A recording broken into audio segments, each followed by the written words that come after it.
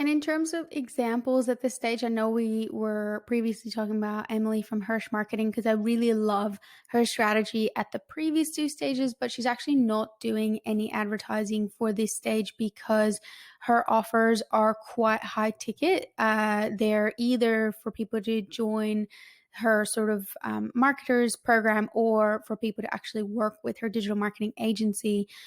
So it looks like they were running some ads, a while back for people to actually join to work with them, but maybe it wasn't very effective for them. So I know that their strategy has more shifted towards selling people on these workshops and live events and also through emails.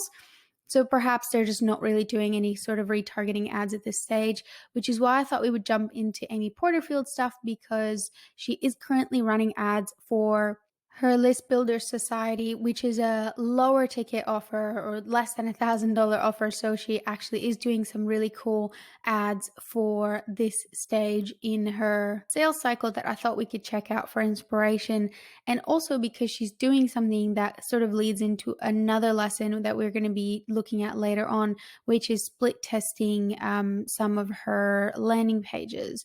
So I'm just going to go and take a look at the ads that she's running for this particular stage, which is the closed stage for people who have actually watched the training. And she's just looking to sort of retarget them and overcome any last minute objections and add some more value. So these three are really good examples because you'll notice that she's actually included the URL here and that they're all different. But when you actually go through to click into them, they look the same. They just have a slightly different slug extension. So these two landing pages actually look identical, but their URL is slightly different.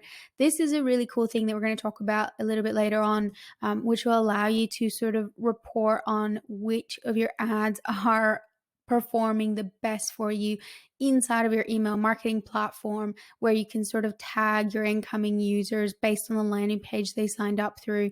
And that landing page will be attached to a specific ad so that at the end of a campaign like this, you can then say, all right, 80 people signed up through this ad, but only 20 people signed up through this ad. So this is obviously working a lot better for us. So that's one really cool thing. The other cool thing is that she's obviously testing a lot of different things in terms of copy length. So this is a really short, sharp, punchy sort of ad, whereas this is a very long ad. And this is what I would call sort of a medium ad, probably on the longer side. But the key is that she's adding different kinds of value in each of these kind of close approaches. One is, do what you love, make your own rules, set your own records. One is about bonuses. And this one is more about user-generated content or testimonials, where she's sort of showcasing the success that past students have had with this program that she's advertising for.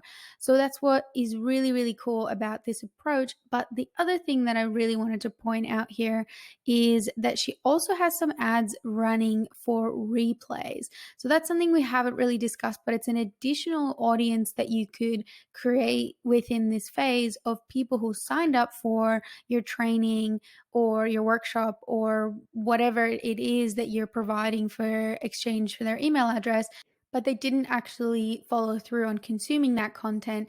Then you could run ads to them about the replay. And that's just an additional retargeting phase where, you've put all this effort into getting those leads. So you might as well remind them that there's still time for them to watch the replay of this thing that you've put your heart and soul into.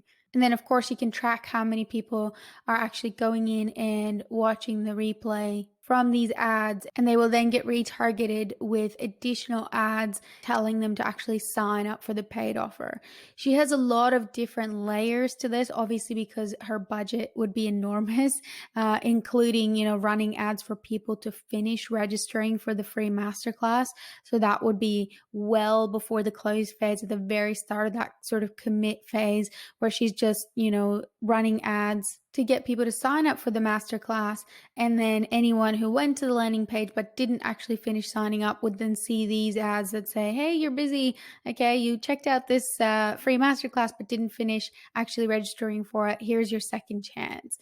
So that is a more elaborate approach where you're targeting people well and truly at every stage of their customer journey from, checking out this free offer through to registering, through to watching a replay or attending live, through to then actually finding out whether it's the right offer for them and being retargeted with these super, super targeted ads at every stage. Now, this is more elaborate than what most people will be able to do just in terms of the complexity and the budget that is required to set something like this up. But it's a really good idea to just get a few ideas about how the pros are doing their retargeting efforts and what they're testing out at every stage of the process. So I think that these are really, really cool examples of just a few things that you could try at this stage.